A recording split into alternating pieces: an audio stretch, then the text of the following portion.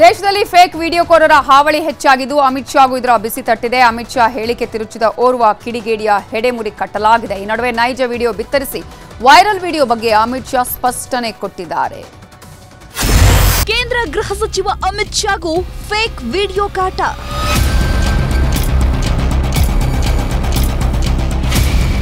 ಹೌದು, ಕೇಂದ್ರ ಗೃಹ ಸಚಿವ ಅಮಿತ್ ಶಾ ಅವರನ್ನು ಡೀಪ್ ಫೇಕ್ ವಿಡಿಯೋಕೋರರು ಬಿಟ್ಟಿಲ್ಲ.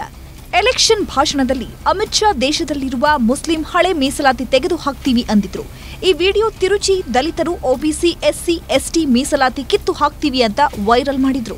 भारतीय जनता पार्टी की सरकार बनेगी तो एक गैर संवैधानिक मुस्लिम रिजर्वेशन को हम समाप्त कर देंगे. ये अधिकार तेलंगाना के एससी, एसटी और ओबीसी का है. वो अधिकार उनको मिलेगा और मुस्लिम रिजर्वेशन को हम समाप्त कर देंगे. भारतीय जनता पार्टी की सरकार बनेगी तो एक गैर संवैधानिक एससी, एसटी और ओबीसी का है. वो रिजर्वेशन को हम समाप्त कर देंगे. रिजर्वेशन को हम समाप्त कर देंगे. ಇದೇ ವಿಡಿಯೋವನ್ನ ಇವತ್ತು ಅಮಿತ್ ಶಾ ಅವರೇ ಸುದ್ದಿಗೋಷ್ಠಿ ನಡೆಸಿ ರಿಲೀಸ್ ಮಾಡಿದ್ರು. ಜೊತೆಗೆ ಇದೆಲ್ಲ ಕಾಂಗ್ರೆಸ್ನವರ ಕೈವಾಡ ಅಂತಾನೂ ನೇರ ಆರೋಪ ಮಾಡಿದ್ರು.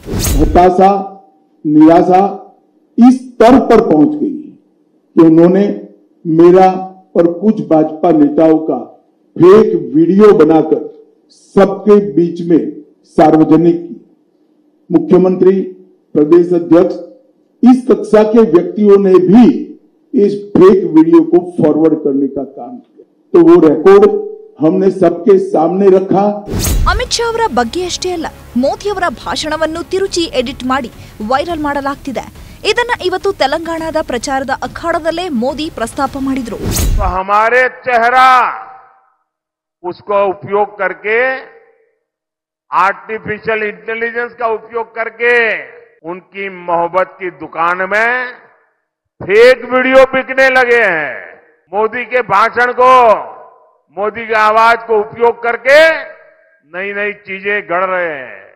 ಅಮಿತ್ ಶಾ ಮತ್ತು ಮೋದಿಯವರ ಭಾಷಣ ತಿರುಚಿದ ವಿಡಿಯೋಗಳನ್ನ ತೆಲಂಗಾಣ ಮುಖ್ಯಮಂತ್ರಿ ರೇವಂತ್ ರೆಡ್ಡಿ ಸಾಮಾಜಿಕ ಜಾಲತಾಣಗಳಲ್ಲಿ ಹಂಚಿಕೊಂಡಿದ್ರು. ಹೀಗಾಗಿ ತೆಲಂಗಾಣ ಸಿಎಂ ರೇವಂತ್ ರೆಡ್ಡಿಗೂ ದೆಹಲಿ ಪೊಲೀಸರು ನೋಟಿಸ್ ಕೊಟ್ಟಿದ್ದಾರೆ.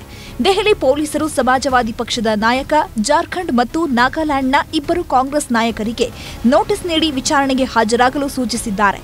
ಅಷ್ಟೇ ಅಲ್ಲ, ಗೃಹ ಸಚಿವ ಅಮಿತ್ ಶಾ ಅವರ ನಕಲಿ ವಿಡಿಯೋ ಮಾಡಿದ ಪ್ರಕರಣದಲ್ಲಿ ಅಸ್ಸಾಂನ ಓರ್ವ ವ್ಯಕ್ತಿಯನ್ನು ಬಂಧಿಸಿದ್ದಾರೆ. Bureau report, news 18. ಕನ್ನಡಿಗರ ನೆಚ್ಚಿನ ನ್ಯೂಸ್ 18 ಕನ್ನಡ ಈಗ ವಾಟ್ಸ್ಆಪ್ನಲ್ಲೂ ಲಭ್ಯ.